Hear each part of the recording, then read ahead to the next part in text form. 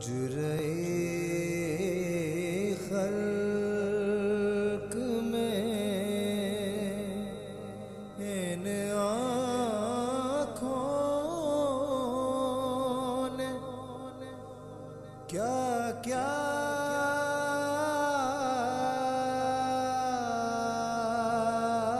دیکھا۔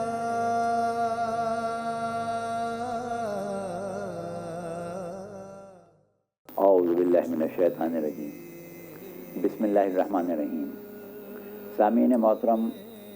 آپ کو یاد ہوگا کہ ہماری گزشتہ گفتگو میں بات یہاں تک پہنچی تھی کہ اہل بیت کی تاریخ اور خاص طور سے کربلا کی تاریخ آپ کو عمومی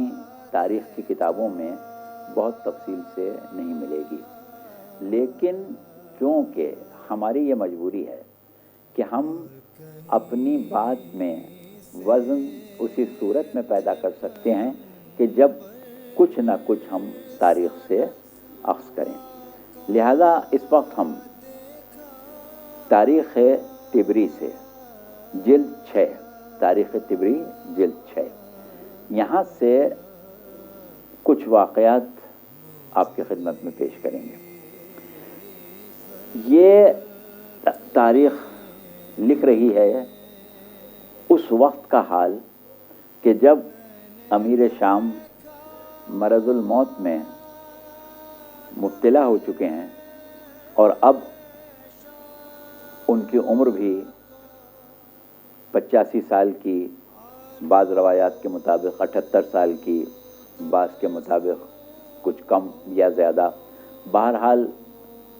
ایک عمومی اندازہ یہی ہے کہ اب ان کی عمر 80 اور 85 کے درمیان میں پہنچ چکی تھی، اور یہ عہد رسالت کے فوراً بعد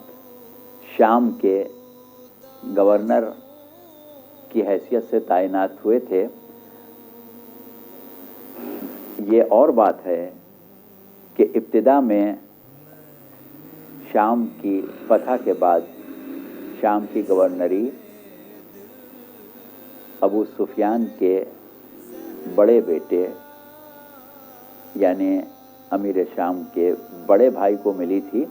لیکن وہ طاعون کا شکار ہو کے دنیا سے رخصت ہو گئے تھے، لہذا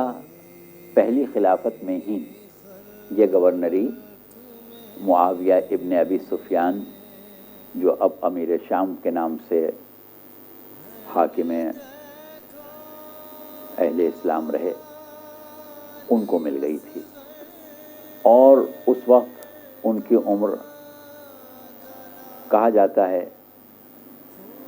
کہ 38 سال تھی، اور 30 سال کا زمانہ ہے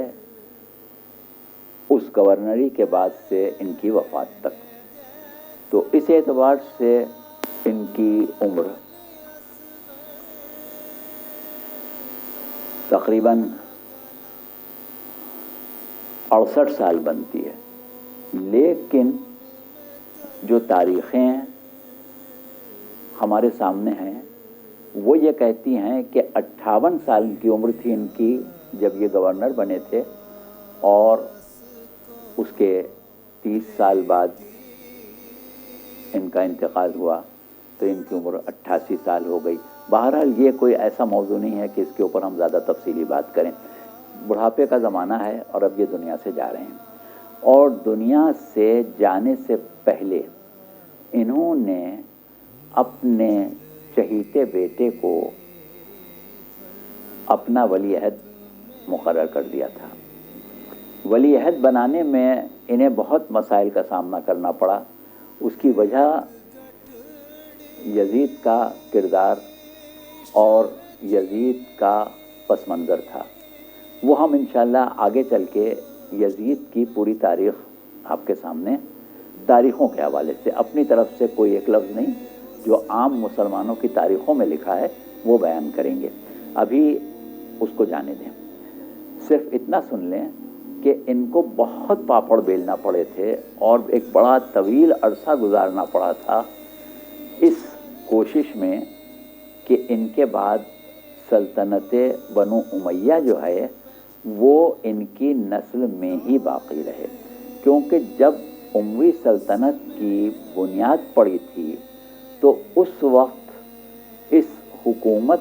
اور اس سلطنت کو قبیلہ بنو امیہ میں محدود رہنا تھا، لیکن وہ آل سفیان ہوگی، آل مروان ہوگی یا آل عفان ہوگی، اس کے سلسلے میں کوئی بات طے نہیں تھی۔ یہ طے تھا کہ بنو امیہ کی قبائلی حکومت ہوگی، لیکن جو زمانہ امیر شام نے اپنا گزارا اس کے بعد ان کے دل میں یہ ایک خواہش بہت زیادہ زور پکڑ گئی کہ یہ تسلسل میری نسل میں چلے، اور ان کو مشکل یہ تھی کہ ان کا ایک بیٹا وہ تھا کہ جو خبط الحواس تھا اور اس قابل نہیں تھا کہ اس کو ولی عہد بنایا جا سکے، اور دوسرا بیٹا یزید جو کہ ان کی اس زوجہ کا بیٹا تھا کہ جو ایک عیسائی قبیلے سے تعلق رکھتی تھی، اور اس سے ان کو بے انتہا محبت بھی تھی، لیکن اس کے افعال، اعمال، عقائد اور طور طریقہ ایسا تھا کہ عامۃ المسلمین کے لیے اس کی خلافت کو تسلیم کرنا آسان نہیں تھا، لہٰذا انہیں بہت مسائل سے گزرنا پڑا، لیکن ان تمام مسائل سے گزرنے کے بعد انہوں نے تمام راہیں ہموار کر دیں۔ اب وہ ذکر ہم نے چھوڑ دیا ہے، ہم یہاں سے شروع کر رہے ہیں، جیسا کہ ابھی ہم نے حوالہ دیا تاریخ طبری کا، اور یہ حوالہ ہم آپ کو پڑھ کے سنائے دیتے ہیں کہ امیر شام مرض الموت میں مبتلا تھے، اور اس زمانے میں یہ یزید کی ولی عہدی کا انتظام مکمل کر چکے تھے، لیکن بدقسمتی سے جس وقت ان کی موت کا وقت قریب آ گیا، اس وقت ان کا بیٹا شام میں موجود نہیں تھا، بلکہ سیر و تفریح اور رنگ ریلیوں میں وقت گزارنے کے لیے حسب معمول شہر سے بہت دور کسی مقام پر موجود تھا۔ انہوں نے ایک شخص کو بھیجا کہ جا کے اسے بلا لائے، لیکن پھر یہ خیال ہوا کہ اس کے آنے میں کہیں ایسا نہ ہو کہ میری موت ہی واقع ہو جائے، لہذا انہوں نے اپنے دو انتہائی پر اعتماد افراد کو، کہ جس میں سے ایک ان کی پولیس کے سربراہ تھے اور ایک شخص اور تھا، اس کو بلا کے وصیتیں کر دی تھیں اور یزید کو پیغام پہنچا دیا تھا۔ لیکن اس سے پہلے کی بات جو طبری نے لکھی ہے وہ یہ لکھی ہے کہ ایک دن جب ان کو اپنی بیماری میں بہت زیادہ پیچیدگیاں نظر آئیں تو انہوں نے یزید کو اپنے پاس بلایا اور کہا کہ میں نے تم کو تمام زحمتوں سے بچا لیا اور کل انتظامات تمہارے لیے کر دیے ہیں، تمہارے مخالفین کے سر تمہارے آگے جھکا دیے ہیں، پوری قوم میں عرب کی گردنیں تمہارے آگے خم ہو چکی ہیں، سب کو تمہاری حکومت پر مجتمع کیا جا چکا ہے اور امر اقتدار تمہارے لیے مکمل ہو چکا ہے. اور اس کے بعد انہوں نے جو گفتگو کی صرف اسی کو سنانے کے لیے ہم نے یہ اتنی تمہید آپ کے سامنے پیش کی. صورتحال یہ ہوئی تھی کہ جب یہ مدینے گئے تھے کہ اہل مدینہ کو اس بات پر آمادہ کریں کہ وہ یزید کی حکومت اور اس کی خلافت کو قبول کر لیں، تو اس کے لیے بڑے جتن کرنا پڑے تھے، لیکن بہرحال اس میں یہ کامیاب ہو گئے تھے. لیکن کچھ اتفاق ایسا ہوا کہ 4 افراد پھر بھی اس وقت ان کی خواہش کو پورا کرنے کے لیے آمادہ نہیں ہوئے تھے، جس میں سر فہرست نام امام حسین ابن علی علیہ السلام کا تھا، دوسرا نام عبداللہ ابن زبیر کا، تیسرا نام عبداللہ ابن عمر ابن خطاب کا، اور چوتھا نام عبد الرحمن ابن ابی بکر کا تھا. لہذا انہوں نے یزید سے کہا کہ یہ 4 افراد رہ گئے ہیں جنہوں نے میری خواہش کو قبول نہیں کیا ہے، باقی سب کے سر تمہارے آگے جھک چکے ہیں. تو اب ان کا معاملہ جو ہے وہ بے شک باقی ہے. اب طبری کی طرف سے یا پھر مصلحتاً کوئی وجہ ہوئی ہوگی کہ یہاں پر امام حسین کا نام جو لیا گیا وہ 4 افراد کے ساتھ لیا گیا، الگ سے نہیں لیا گیا. اس میں کیا مصلحت تھی، کیا وجہ تھی، یہ آپ لوگ خود اندازہ لگائیے گا آگے کے حالات سن کے. لیکن صورت یہ ہوئی کہ عمومی بیعت تو لی جا چکی تھی، اور ایسی صورت میں اگر 4 افراد کیا 25 50 100 150 افراد بھی بیعت نہ کریں تو بھی اس سے اقتدار کو کوئی خطرہ نہیں. کیا وجہ ہے کہ اس بیعت کے اوپر اتنا زیادہ زور دیا گیا؟ یہ خاص سمجھنے کی اور سوچنے کی چیز ہے. لیکن حالات جو تاریخ نے لکھے ہیں وہ بہرحال یہی ہیں.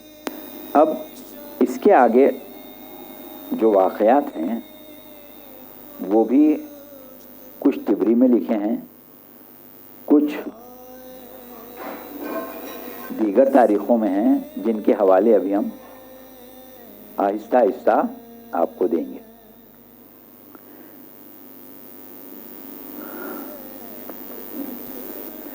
اب جیسا کہ ابھی ہم نے کہا کہ یہاں تک تو ہو گیا، لیکن جس وقت امیر شام نزا کے عالم میں جا رہے تھے اس وقت یزید موجود نہیں تھا. اور یہ تحریر ہم پڑھ رہے ہیں طبری سے، طبری کی جلد 6 سے. ایک خادم کو یزید کے پاس بھیجا، لیکن پھر خوف ہوا کہ اس کے پہنچنے اور یزید کے آنے میں جو وقت لگے گا ممکن ہے میرے پاس نہ ہو. ویسے بھی طبری کے مطابق موت کے وقت ان کی عمر بہت کافی ہو چکی تھی. لہذا انہوں نے اپنے پولیس کے افسر ضحاک ابن قیس اور اپنے محافظین جو گارڈز ہوتے ہیں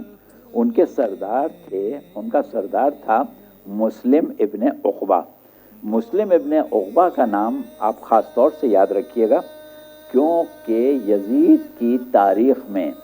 کربلا کے بعد جو واقعات آئیں گے اس میں اس مسلم ابن عقبہ کا ایک خاص کردار ہے. تو بات یہاں تک پہنچ گئی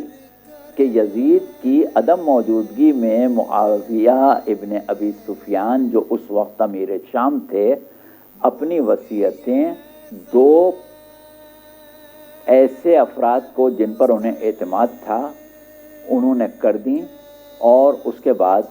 ان کی آنکھ بند ہو گئی اور وہ دنیا سے رخصت ہو گئے۔ اب